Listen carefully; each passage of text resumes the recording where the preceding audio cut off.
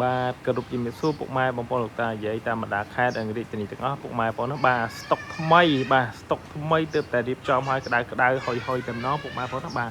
ប្រភេទ Toyota Prius ឆ្នាំ011 option 3ពុកម៉ែបងប្អូនអើយឡានថ្មីណាបាទបញ្ជាក់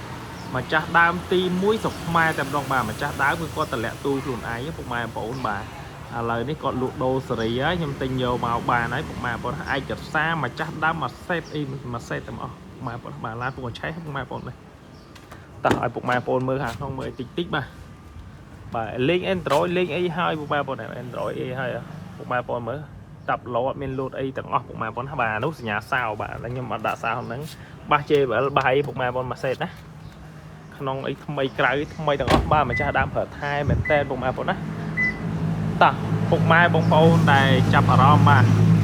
អាចខលសាកសួរបានឬក៏តាមលេខទូរស័ព្ទបាទតាម Telegram ពុកម៉ែបងណាបាទអរគុណច្រើន